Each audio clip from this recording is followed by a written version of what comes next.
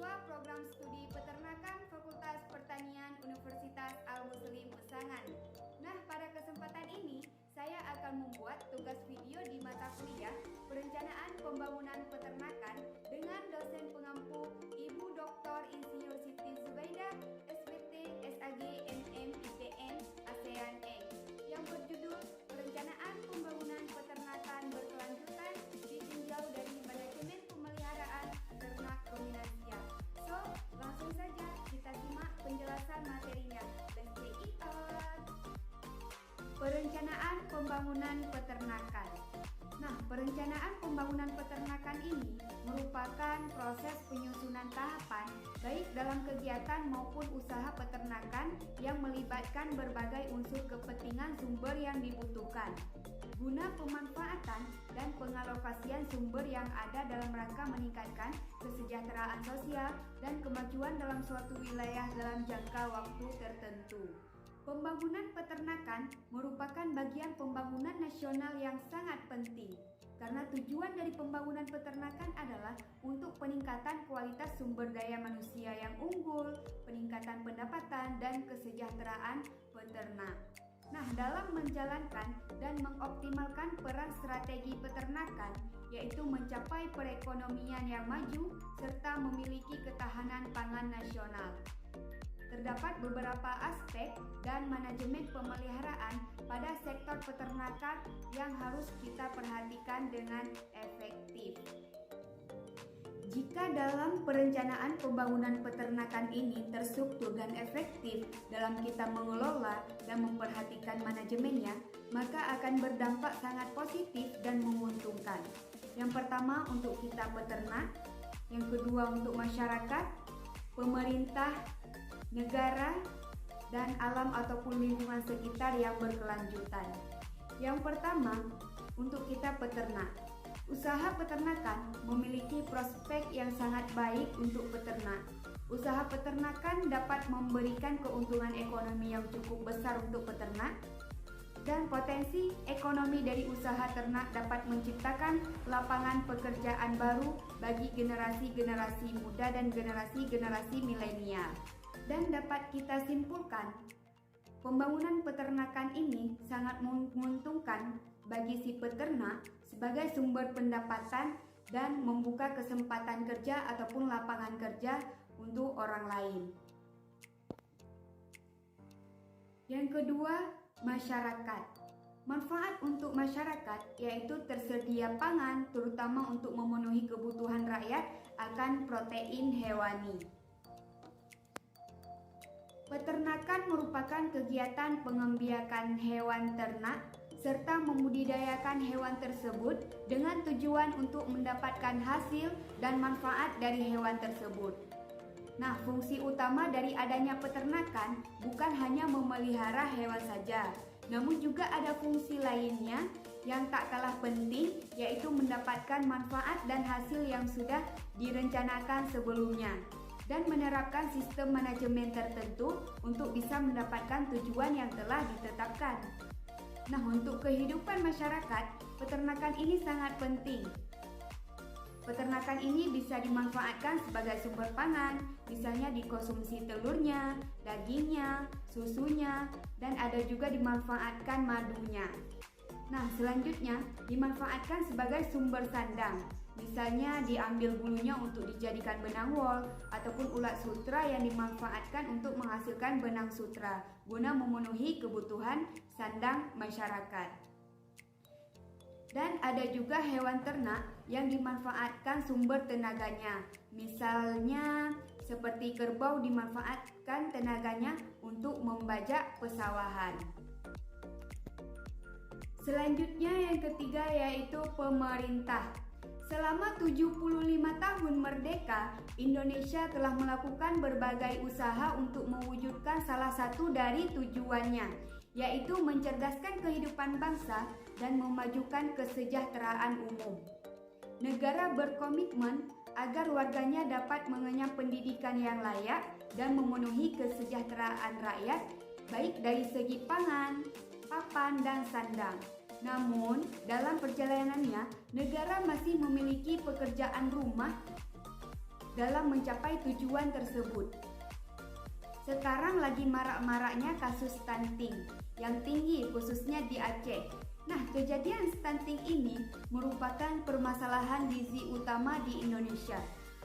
Stunting tidak hanya berpotensi memengaruhi kesehatan anak, akan tetapi juga tingkat kecerdasannya.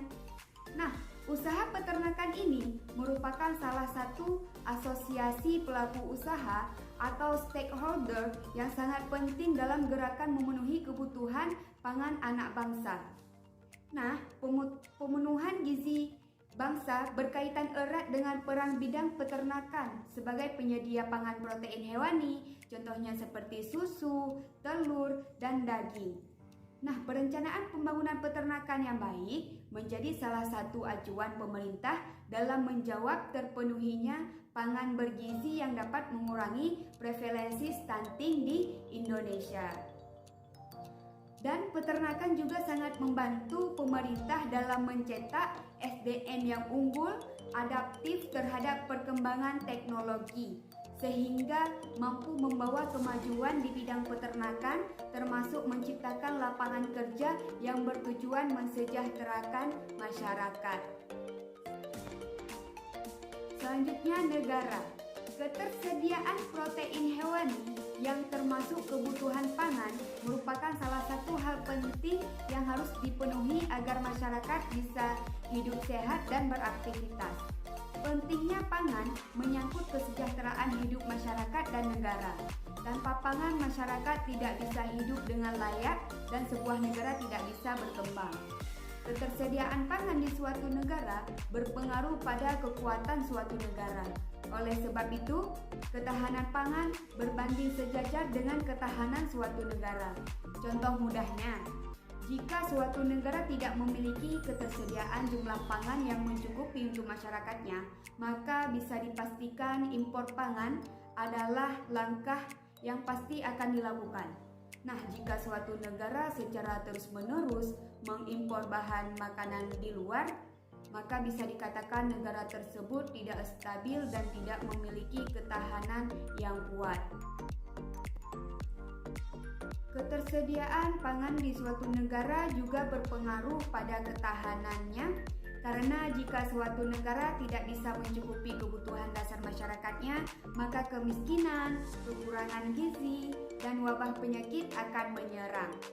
Bila masyarakat suatu negara sudah tidak dalam kondisi yang baik dan stabil, maka negara tidak akan bisa berkembang atau menjadi lebih baik.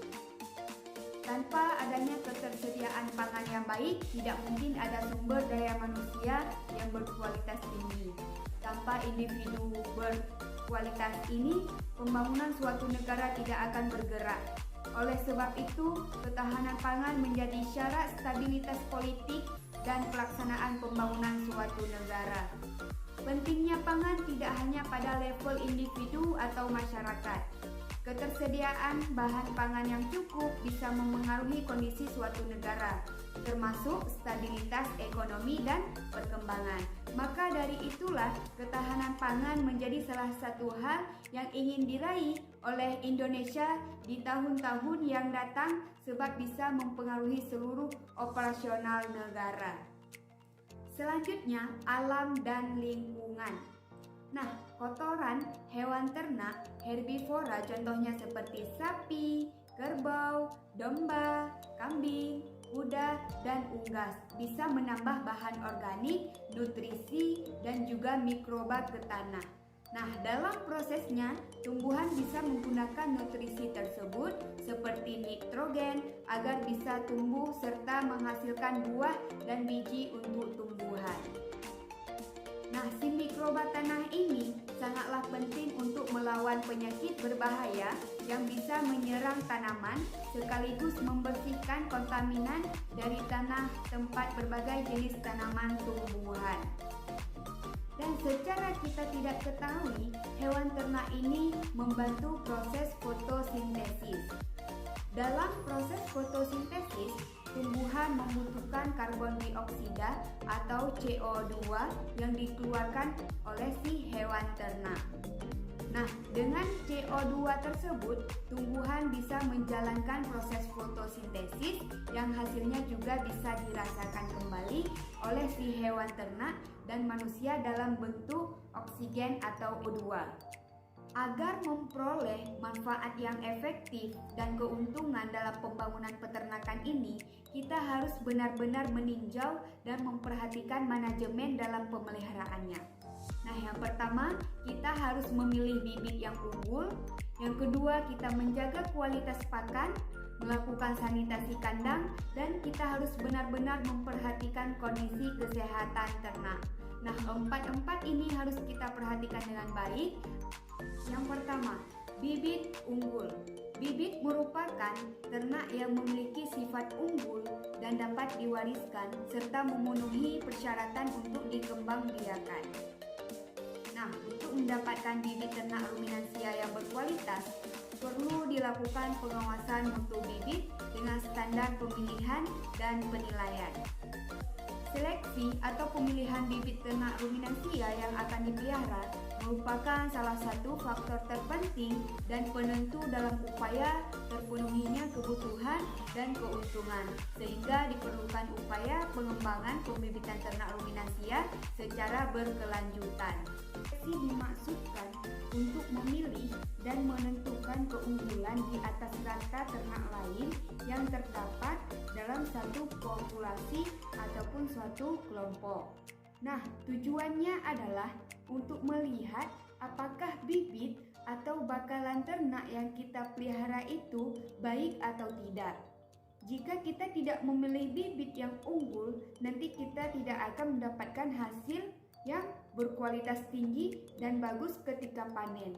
Dan penjualannya pun tidak memperoleh keuntungan ataupun omset yang tinggi. Makanya kita harus terlebih dahulu memilih bibit yang baik dan unggul agar ketika panen hasilnya pun memuaskan dan menguntungkan. Adapun ciri-ciri bakalan ternak ruminansia yang unggul adalah: yang pertama, memiliki bentuk tubuh yang proporsional, yaitu mempunyai rangka tubuh yang kokoh serta lebar. Yang kedua, memiliki tinggi tubuh yang sama antara depan dan belakang serta tubuhnya memanjang. Yang ketiga, memiliki dada yang lebar. Dengan mempunyai dada yang lebar akan membuat pertumbuhan daging di daerah dada bisa maksimal. Nah, selanjutnya yang keempat, memiliki bulu yang kering dan pendek dengan mata yang bersinar dan responsif terhadap lingkungan sekitar. Kaki yang kokoh pada bibit ternak yang bagus akan menopang berat badan ternak yang semakin besar. Selanjutnya, bibit mempunyai bentuk kaki yang normal serta lurus. Bibit ruminansia yang bagus memiliki bentuk tubuh yang tidak terlalu kurus dan tidak terlalu gemuk. Pilihlah bibit ternak ruminansia yang berukuran sedang, karena bibit yang terlalu kurus dan terlalu gemuk pertanda bahwa keadaan ternak tidak terlalu baik untuk kita pelihara ataupun dikembangbiakkan. Selanjutnya, pakan. Nah, pakan ini merupakan hal yang sangat penting dalam usaha peternakan. Bahkan dapat dikatakan bahwa keberhasilan suatu usaha peternakan tergantung pada manajemen pakannya. Pemberian pakan yang berkualitas dengan jumlah pemberian sesuai dengan kebutuhan ternak dapat mengoptimalkan pertambahan bobot badan, produksi daging, dan reproduksi si hewan ternak ini. Pakan merupakan komponen penting dalam usaha peternakan. Bahkan biaya produksi lebih dari 70% digunakan untuk pakan. Efisiensi usaha ternak sangat terkait dengan ketersediaan pakan, kualitas pakan, dan kontinuitas pakan. Untuk ternak ruminansia, tanaman merupakan sumber pakan hijauan yang mutlak diperlukan dan harus tersedia baik secara kuantitatif maupun kualitatif. Ternak ruminansia membutuhkan pakan berupa hijauan pakan ternak. Nah, hijauan pakan ternak yang unggul akan memberikan hasil yang baik pada pertumbuhan dan produktivitas ternak. Pada dasarnya ternak ruminasi membutuhkan banyak pakan sebanyak 10% dari berat badan setiap hari. Pakan tersebut terdiri dari jenis rumput ataupun grainen sekitar 60% dan jenis legum atau leguminosa sekitar 40%. Pakan merupakan sumber energi dan materi bagi pertumbuhan dan kehidupan makhluk hidup. Zat yang terpenting dalam pakan adalah protein. Dan pakan berkualitas adalah pakan yang kandungan protein, lemak, karbohidrat, mineral, dan vitaminnya yang seimbang.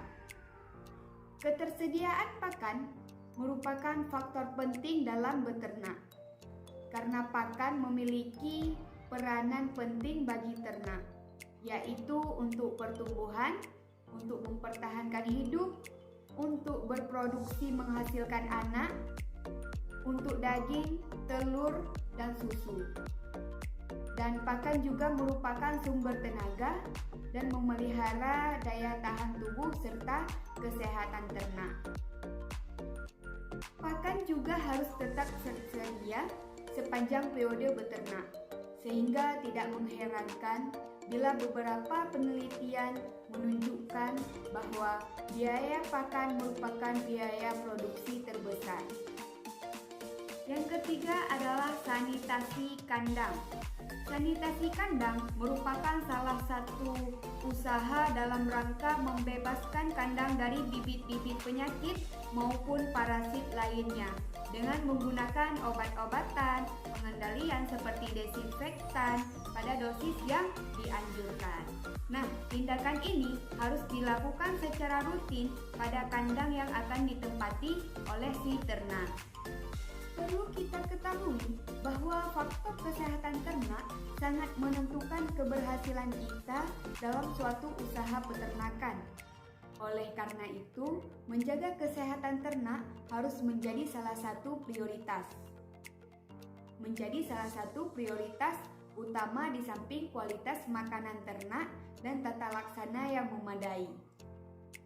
Kandang merupakan salah satu kebutuhan utama di dalam beternak. Fungsinya cukup vital bagi pertumbuhan hewan peliharaan, contohnya seperti sapi, kerbau, kambing, dan domba. Hal ini dikarenakan sebagian besar proses pemeliharaan berada di dalam kandang. Pada pemeliharaan secara intensif, hewan peliharaan bahkan terus-menerus berada di dalam kandang. Nah, kandang yang dibiarkan begitu saja tanpa diperhatikan kebersihannya, maka tidak akan menghasilkan produk yang baik. Maka dari itu perlu dilakukan sanitasi kandang. Tujuan dari sanitasi kandang adalah untuk membersihkan kandang dari feses ternak, urin ternak, dan bekas pakan ternak. Nah, sobat ternak, limbah dari kandang juga dapat kita manfaatkan untuk kita olah menjadi biogas dan pupuk kompos atau pupuk organik. Untuk meningkatkan produktivitas ternak, kandang harus nyaman. Untuk ternak selain aman bagi pemiliknya, maka diperlukan bangunan yang layak dan aman. Kandang yang tidak sehat membuat ternak sulit untuk berkembang karena mudah terserang penyakit, menular, dan mengganggu perkembangan produktivitasnya. Hal yang penting dari sanitasi kandang diantaranya adalah kebersihan, sirkulasi udara, dan cahaya matahari yang cukup untuk ternak. Hal yang terpenting, kotoran ternak harus setiap hari dibersihkan sebisa mungkin tumpukan kotoran jauh dari si ternak ini. Nah, sobat ternak, dapat kita simpulkan bahwa sanitasi ini merupakan kegiatan penting yang harus kita perhatikan dalam usaha peternakan. Karena sanitasi dapat menjamin ternak lebih sehat sebab lingkungan yang kotor dapat memancing timbulnya penyakit yang mengganggu kesehatan ternak. Tara, ini dia afternya guys. Inilah kondisi kandang yang sudah kita bersihkan dan kita lakukan sanitasi. Nah, sobat ternak, Kandang sebaiknya kita bersihkan setiap hari sehingga ternak merasa nyaman dan dapat meningkatkan produktivitas ternak. Selanjutnya, kesehatan ternak. Nah, untuk mencapai produktivitas yang optimal dalam beternak, salah satu kuncinya adalah penerapan manajemen kesehatan yang baik. Dengan menerapkan manajemen kesehatan ternak yang baik, diharapkan gangguan serangan penyakit dapat dicegah sejak awal pemeliharaan. Pemeriksaan kesehatan ternak secara rutin pada ternak ruminansia sangat penting untuk dilakukan agar ternak tetap sehat dan produktif. Pemeriksaan atau pemantauan kesehatan sebaiknya dilakukan setiap hari untuk memantau kondisi kesehatan ternak tersebut. Nah, jika ditemukan ternak yang menunjukkan gejala sakit, dapat segera dilakukan penanganan ataupun pengobatan. Dalam dunia peternakan, hal penting yang perlu diperhatikan adalah menjaga kesehatan ternak. Hal ini perlu diperhatikan karena agar hewan ternak kita bisa memberikan hasil yang maksimal dan tidak terserang penyakit yang menyerang hewan ternak. Dengan ternak yang sehat, maka ternak ruminansia baik itu ternak besar maupun ternak kecil dapat berkembang biak dengan baik. Selain itu, harga jualnya pun otomatis akan naik. Menjaga kebersihan ternak dan kandangnya, pembuangan kotoran harus dilakukan setiap saat jika kandang mulai kotor untuk mencegah berkembangnya bakteri dan virus yang menyebabkan penyakit. Kemudian kita melakukan vaksinasi untuk bakalan. Nah, vaksin yang penting dilakukan adalah untuk penyakit antraks. Beberapa penyakit yang sering menyerang ternak ruminansia adalah cacingan, penyakit mulut dan kuku atau PMK, kembung perut, dan lain-lain. Tindak pencegahan adalah: yang pertama, hindari kontak dengan ternak yang sakit. Yang kedua, kandang selalu bersih. Yang ketiga, isolasi ternak yang diduga kena penyakit agar tidak menular ke yang lain. Yang keempat, mengadakan tes kesehatan khusus penyakit brucellosis dan tuberculosis. Yang kelima, desinfektan kandang dan peralatan. Dan yang keenam, vaksinasi dan pemberian vitamin yang teratur. Menjaga kebersihan badan ternak, membersihkan dengan cara memandikan ternak. Badan ternak terutama pada bagian kulit seringkali kotor akibat kulit ari yang mengelupas atau terkena debu atau lumpur yang melekat bersama keringat dan lemak ternak. Kulit yang kotor dapat menyebabkan radang kulit, menyulitkan ternak untuk membuang zat yang merugikan melalui keringat, ternak kesulitan untuk mengatur suhu badan, dan mengganggu kenyamanan ternak sehingga pertumbuhan kurang maksimal. Kita harus benar-benar seleksi dalam menjaga kebersihan pakan. Contohnya menghindari pakan yang tercemar oleh bahan-bahan yang membahayakan seperti tanah atau rumput yang kotor, hama ulat, jamur atau cendawan, dan racun alami pada pakan hijauan, contohnya seperti daun koro dan beberapa jenis daun ketela pohon, duri bunga merah, dan lain-lain. Sekian, terima kasih. Semoga materi ini bermanfaat. Salam mahasiswa peternakan. Peternakan jaya jaya jaya. Assalamualaikum warahmatullahi wabarakatuh. Thanks for watching.